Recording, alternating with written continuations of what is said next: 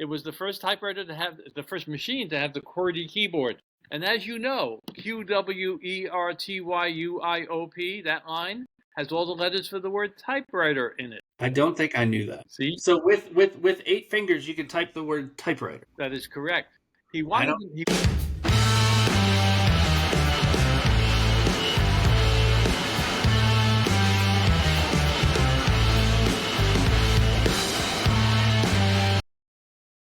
Ladies and gentlemen, welcome back to another episode of Taktiful Tuesdays. I'm your host, Eric Vessels.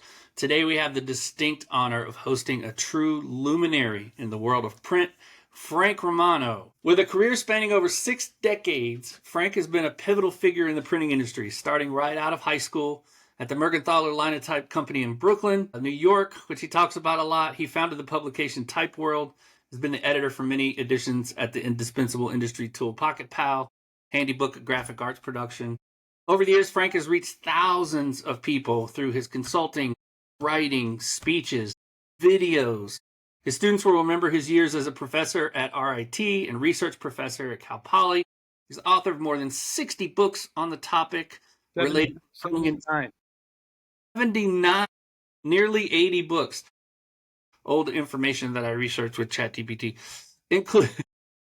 currently serving as the president of the Museum of Printing in Haverhill, Mass, where he is sitting. Frank has generously donated the building, his voluminous library to the museum, spends nearly every day there. You've got a cot there, right? Don't you have a bed? He sleeps at the museum, which is awesome. In 2025, Frank celebrated his 80th birthday, marking what the Museum of Printing has called the Year of Frank. Honoring his invaluable contributions to preserving the history of the printing museum. I've known Frank for a really long time.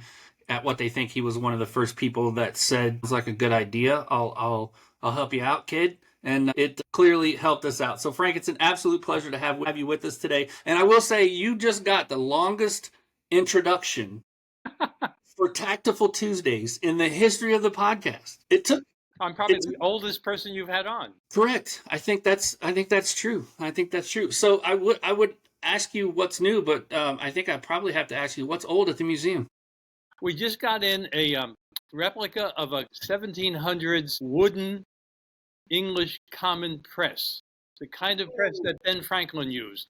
We're going to print the Declaration of Independence because, as you know, next year is the 250th anniversary of the Declaration.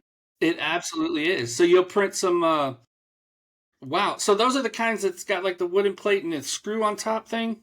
Is that how that works? It's not so much a screw. That was more of Gutenberg's design. The common press had a toggle that converted lateral movement into vertical pressure. And it was very common. The first press that came to America was the Eliot press, and it printed the Eliot Indian Bible here in Boston. Wow. That press still exists, by the way. It's up in a museum in Vermont. So how'd you get your hands on that thing? A friend of ours had it down in Boston at Old North Church, and he lost his lease. So it needed a home. It needed a home, and it's just in time. I'm writing a little book called Printing Created America. That is outstanding. So I'm assuming that we'll see kind of how you did it with the Declaration of Independence, and what you'll be making some replicas we could get our hands on, maybe, that would be fun? Absolutely. We're probably going to do 3 versions of it. The Dunlop version, which was the first one, then the one that Marianne, I forget her last name, did, and then we have a German version we did. Because what happened was they did one version and they sent it to all the states, and then the states did their own setting of it again and printed it. So how many originals are in circulation? Have any clue? Less than 50. Wow. One last year went for, phenomenal number of millions of dollars. Less than 50. And that includes like what they printed in DC and at the States. That's all included, less than 50 of original. Correct. That still exists. That's the problem. Wow. People didn't take care of them. Although every few years they seem to discover another one, behind a painting or something like that. Yeah. Oh, yeah, right. It's got me looking at paintings in thrift stores all the time. I wonder if there's some $1 million thing behind the thing, but I'm never going to. Absolutely. I also quit playing the lottery because I'm never going to get that lucky, I don't think. So, Frank, so we're planning a lot of stuff for the bicentennial of the Declaration. Outstanding. That's so great. I look forward to seeing, hopefully we'll get to see some videos, and I would love to get my hands on on one of those replicas for sure.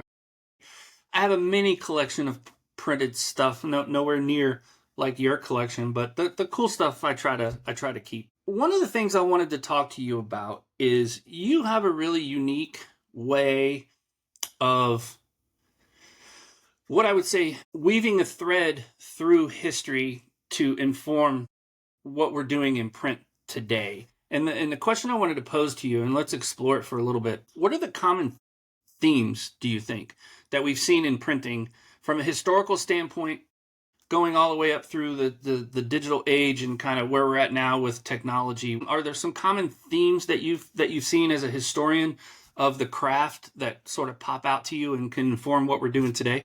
Yeah, absolutely. Replacing people with machines. Okay, yeah. If you look throughout history, again, remember, in the old days, when you set type, you had to pick the letters one at a time out of a type case. A newspaper had hundreds of people doing that. And so there were like tremendous rewards all through the 1800s for anyone who could invent a machine that could do that. And then in 1886, you get the Linotype machine. The Linotype now dominates, but the problem is it's run by the union. And the newspapers had this love-hate relationship with the union. So the attempt was to replace operators. So they came up with paper tape. But then the union said, oh, no, you can use paper tape, but you have to have a monitor watching the machine. And so that didn't help. So then computers came in, and then photo typesetting came in. And then we get into the printing area. Printing presses required a lot of make-ready. And I remember when we went to a Drupa show, when Man Rowland introduced the first press that loaded plates automatically. That was revolutionary. And now we have some tremendous automation on the press, and then digital printing comes in. So little by little, we're eliminating people throughout the entire process of printing, which is probably a good thing. As the volume of printing goes down, there's not enough industry out there to support everybody at this stage of the game. So I think we'll even see more automation with artificial intelligence coming through. Yeah, for sure. And we'll talk a little bit about that. But one of the things that I always thought growing up as a kid, you would hear like uppercase and lowercase. I always thought it was just the bigger letters like were up higher and the lowercase were down lower. But it's actually, that came from actual cases of type that had to be set. Absolutely. Which I think is super fascinating. So the large capital letters were in the upper cases and the lowercase letters were in the lower cases. I think that's, yep. I've always found that fascinating when I learned that. When I learned that, it was just like, well, of course, but yet I didn't think of it. And as you know, you had to pick the letters out and set them upside down and backwards. So you had to watch your P's and Q's. There you go. That would be, it's such an interesting thing to see that progression. And that's why I love listening to you talk and visiting you at the museum, because you've got actual physical representations of like how the technology has changed and how we've gotten better and better. What are your thoughts? I did want to talk a little bit about AI, because you talk about replacing. I think, I don't know, people always freak out when we have technology that could potentially replace a job or whatever. What are your thoughts on, first of all, machines kind of automating some of the processes? Like, we're still going to need people to operate machines, do the creative work. That can't be replaced by machines. But the same with AI, right? Like, AI to me just feels like a tool that makes it easier to do things that you were doing that was laborious. Like, for instance, setting type physically versus digital typesetting today. How do you see AI impacting the printing industry going forward?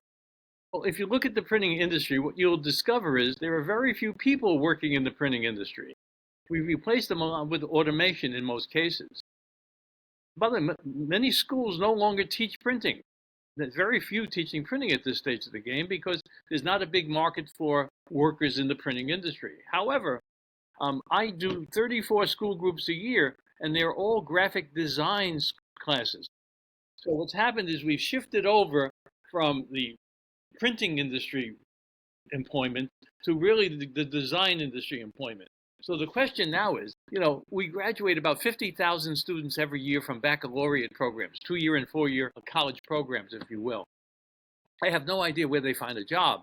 But now I look at the numbers, and it's skyrocketing in terms of the number of kids that want to be graphic designers.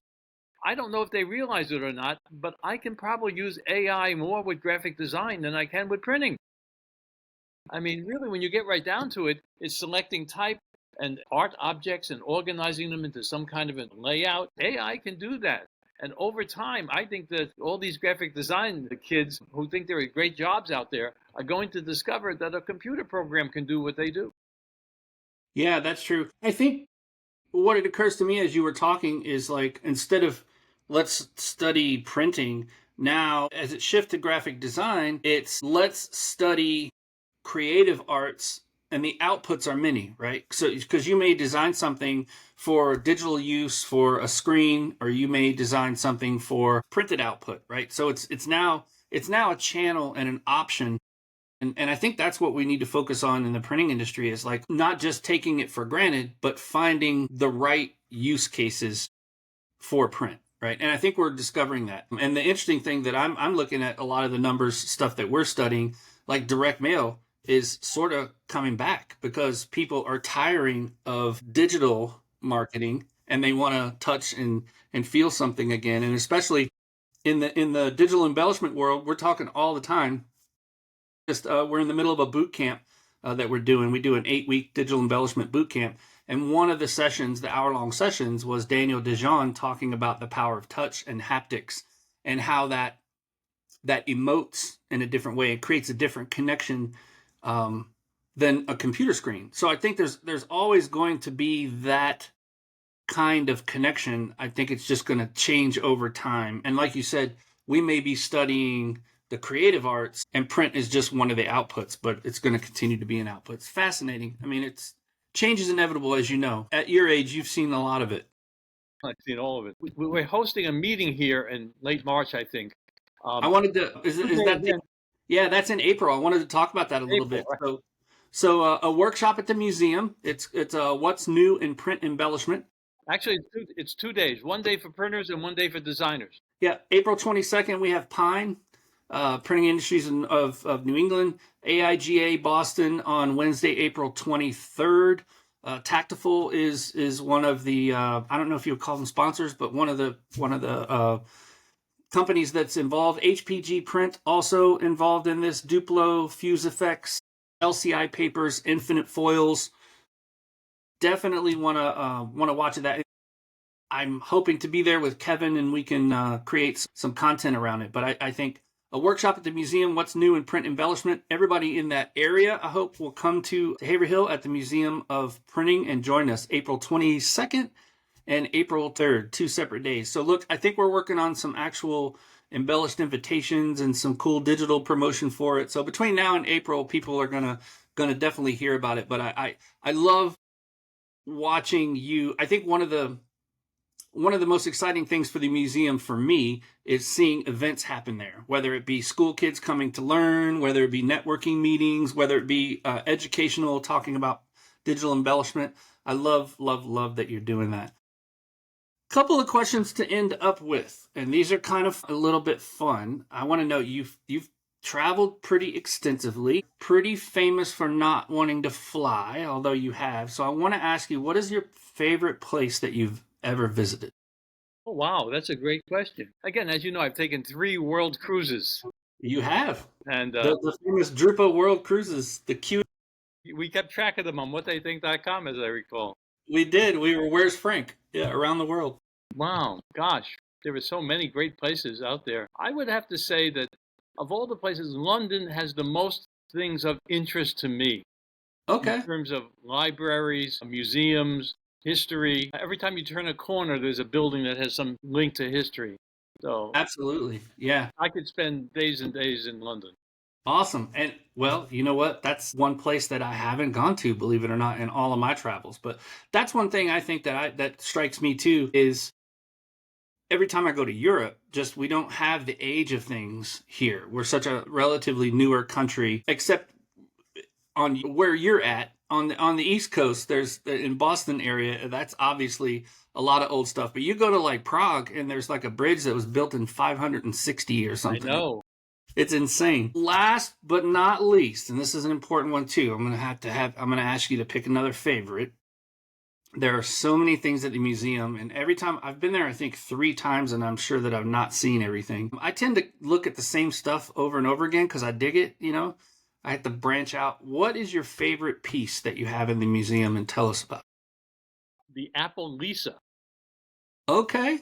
Remember, Steve, Now, people, okay, now let's just, for everybody who may not be familiar, and if you're not, please go to Mass at some point and visit Frank at the museum. You will absolutely enjoy it. If you're anywhere near there, you have to stop by. But not only does he have the old printing presses and all kinds of old, Ben Franklin type stuff, he also has a very, very extensive collection of electronics and digital stuff, computers, for desktop publishing. I couldn't think of that's that. it.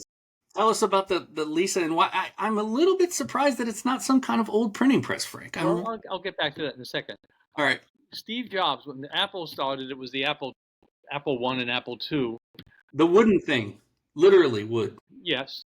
And then they started working on the Lisa, which was going to have a graphical user interface. Steve had gone to Xerox and he had seen what they were doing with graphical user interfaces, and that blew him away. The problem was the Lisa was overpriced, undercapable, didn't succeed. They threw them away in most cases. I have one of the few that are out there. The other thing I have that's my second favorite, and I got to tell you this, it just came in. I have the world's first typewriter, the Sholes Glidden 1873. First machine called a typewriter, invented by Christopher Latham Sholes, manufactured by the Remington Arms Company. I have the first one. Whoa. How on earth did you get your hands on that? Well, some gentleman came into the museum one day, and we were chatting. He was my age, and he had worked in St. Louis, and somehow he had acquired it and didn't know what to do with it. So we made a deal, and he drove it up here with his wife, and it's now on display. It was the first typewriter to have, the first machine to have the QWERTY keyboard. And as you know, QWERTYUIOP, that line, has all the letters for the word typewriter in it. I don't think I knew that. See? So with 8 fingers, you could type the word typewriter. That is correct. He wanted them in order, but the problem is the bars kept sticking. And so his problem was to separate the characters enough, but he needed to find all the letters because to demonstrate the machine, he and his daughter would type out the word typewriter. Wow. Is that the first time that word was used? Like, is that the genesis for the word typewriter? Was that device? That's right. And he copyrighted it and owned it for a number of years. Wow. So fascinating. Well, so this is a piece that next time I come in, I have to see, because I'm sure I haven't if you just got it. Absolutely. So awesome. Frank, man, it's always a joy to talk to you. You have such what I love about you is you always have this fresh perspective on the industry, even though your focus is on history, right? Like you're always like we can talk about AI, right? Because you pay a really close attention to the present because you're building the history, right? And I think that's just a wonderful perspective. And I've loved your videos on Friday. I don't know how long ago we started the Fridays with Frank thing at What They Think, but it's such a joy to watch what you do at the museum and that you share the knowledge with everybody freely. And I just want to thank you for being on Taktiful Tuesdays. I'm so glad to finally get you on the podcast, man. Yeah, I appreciate it, by the way, very much. And thank you, by the way, for what you did building whattheythink.com, by the way. You're welcome. You were a big part of it. I mean, there were people that supported us in the early days and there were a lot of people that were kind of going, we don't need an email every day about what's going on in the industry. And lo and behold, yes, if they don't get it, they used to email or call us. Frank, such a pleasure. Thanks for being on. Take care. I hope to see you in April, and we will talk soon, my friend. Okay. Take care, Eric. See you.